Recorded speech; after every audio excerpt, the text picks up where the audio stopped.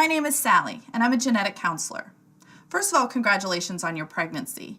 I know this can be a time of high excitement as well as anxiety, and we've made a series of videos to try and help give you information about the types of conditions to consider during your pregnancy and the testing that may be able to identify whether or not your baby is at higher risk for one of these conditions or not.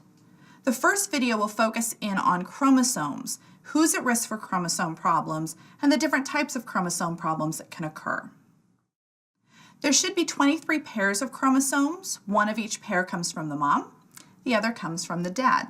They have the genes and DNA that make up who we are and how we're going to look and function. The first 22 pairs are the same in men and women. The last pair of chromosomes are the sex chromosomes. 2 X's for a girl. Boys have 1 X chromosome and 1 Y chromosome.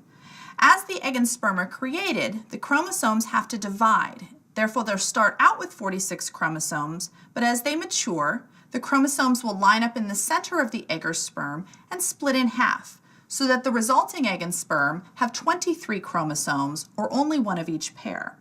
This way, you'll be back to a baby that has the correct number of chromosomes, which is 46. However, there are times that when those egg and sperm are maturing, they don't line up properly, and therefore you may get extra or missing chromosomes in the egg or sperm that would then be an extra or missing chromosome in the baby.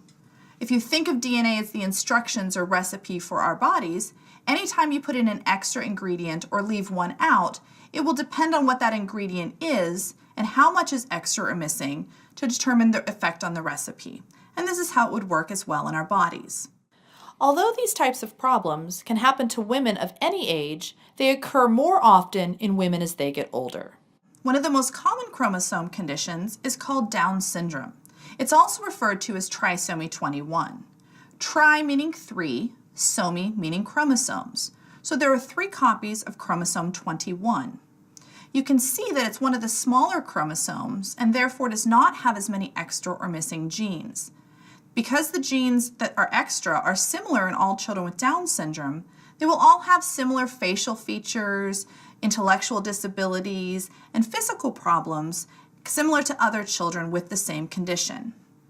When you look at a chromosome like chromosome 18, it can also be extra and is called trisomy 18, also known as Edwards syndrome.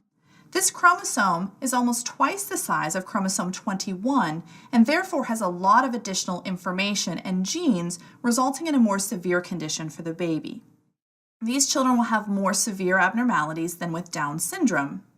Trisomy 13 is another example. It's even larger than chromosome 18, so that when it's extra, it'll be even more severe. Another name for this condition is Patau syndrome. Triploidy is when there's actually an extra chromosome in every pair.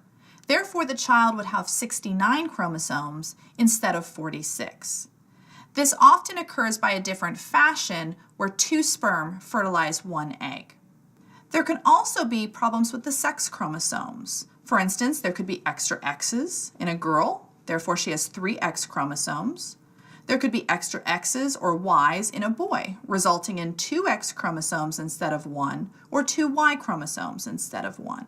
These conditions tend to be milder. However, they are still worth testing for in order to ensure that these children can get the proper early intervention. Finally, missing chromosomes can also occur. The majority of these will miscarry, as most babies need 2 copies of every chromosome in order to survive. The exception is with the X chromosome. As we said, boys have 1 X chromosome and 1 Y chromosome, so females can survive with 1 X as well. However, because they're used to having 2 X chromosomes, it will have some effects on the pregnancy and be something that you'd want to assess for as well. So thank you for viewing this video. There are other videos in the series to help answer more of your questions, but also please remember to go to your doctor or healthcare provider to figure out what tests may be appropriate for you. You can also find more information on panoramatest.com.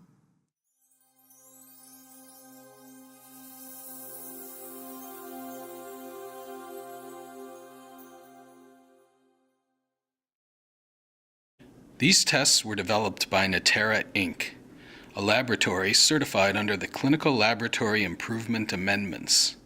These tests have not been cleared or approved by the U.S. Food and Drug Administration.